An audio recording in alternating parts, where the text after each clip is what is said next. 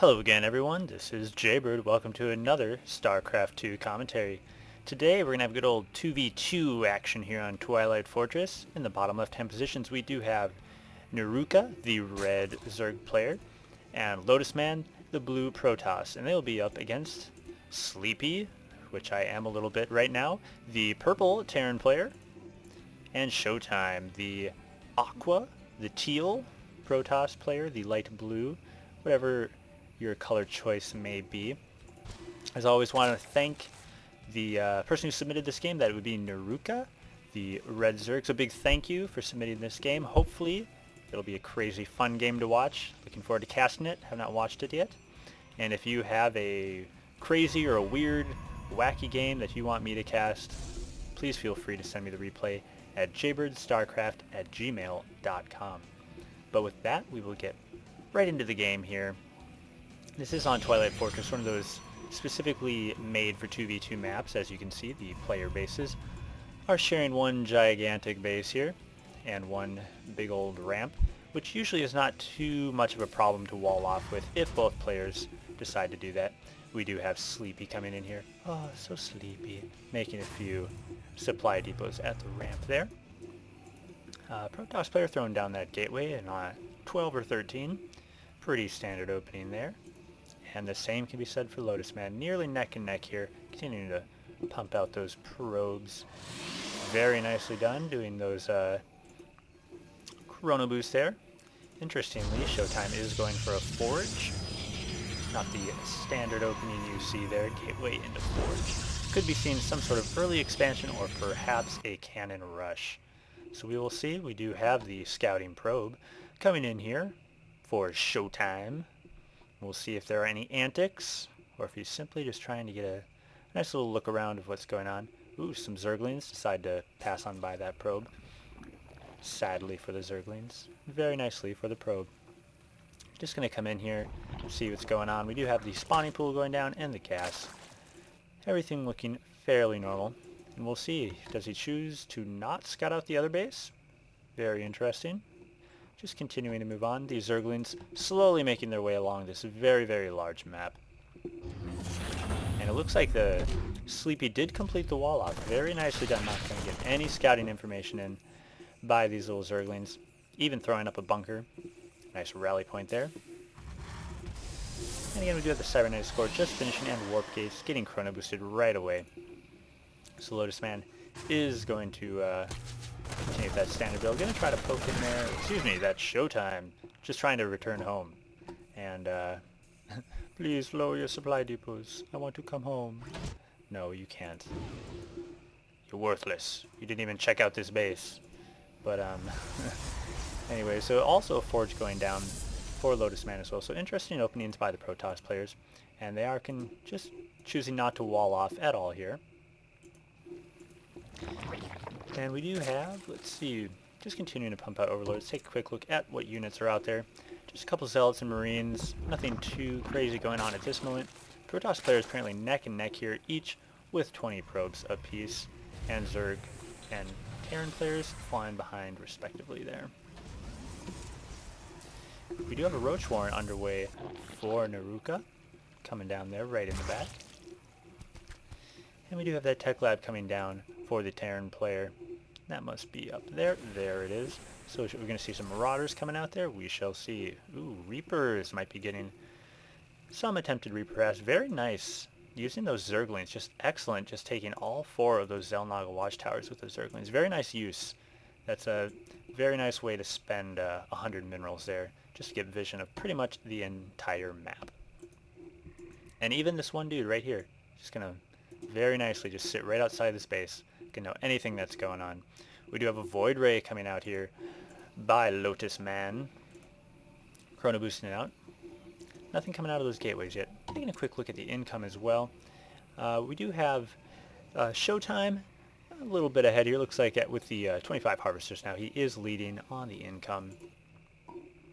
But overall, still fairly even, as would be expected. The 15 harvesters for the purple Terran player does have him behind as well. But he is upgrading that command center to that orbital command, so those mules should be coming out quickly enough to make up for any economic deficiencies.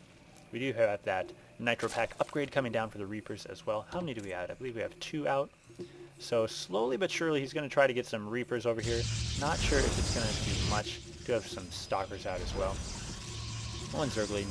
Just couldn't find anywhere to scout. Just going to come hanging at the base with those 4 little roaches. Oh yes. And as always I should mention, this is pre-patch 1.1.2. So there's no roach upgrade yet. So they do still have that 3 range.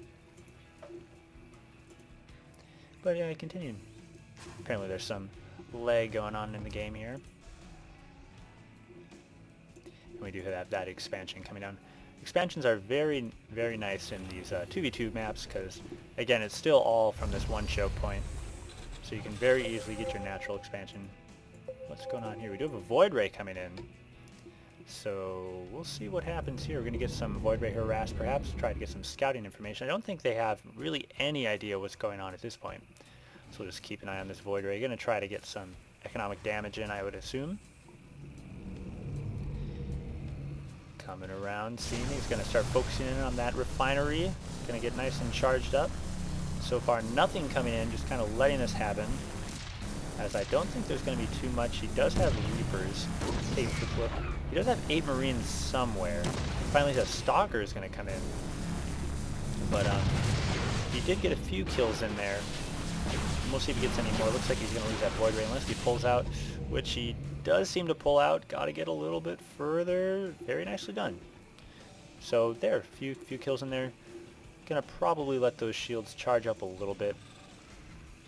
And again, Showtime is going to try to position these Stalkers such that the Void Ray won't cause any more damage. But until then, just kind of hanging out, as Void Rays often do after their initial attack. Scan's going down to scout. We do have an infestation pit. Gotta love the infestors. And as well, we have a nice little Hydralisk Roach army forming up here.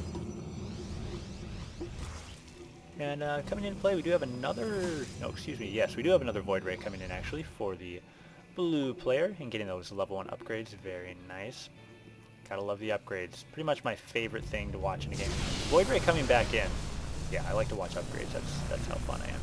Coming in, charging up. Still no units. He decided to fall back, thinking the Void Ray threat was gone. Will he be able to take out one Stalker? Yes, he does. He's going to lose it, and he does lose it. But he did get about 5 kills, about 4 drone kills, it looked like that, and 1 Stalker. And we do have a Dark Shrine coming down for Showtime. I believe that's that right there. Yes, and another gateway as well.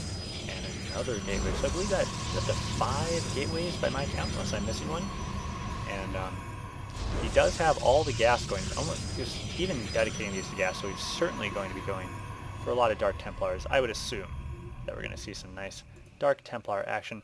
And as far as I'm aware, I'm not seeing many detectors going on yet for either the blue or red player. So this could be bad news, depending on how quickly they come out. We'll see how fast. He just completed the first Dark Shrine. And probably only Dark Shrine if you're a smart player. You do see the Reapers coming in. That's quite a load of Reapers there. Looks to be 9 Reapers coming in.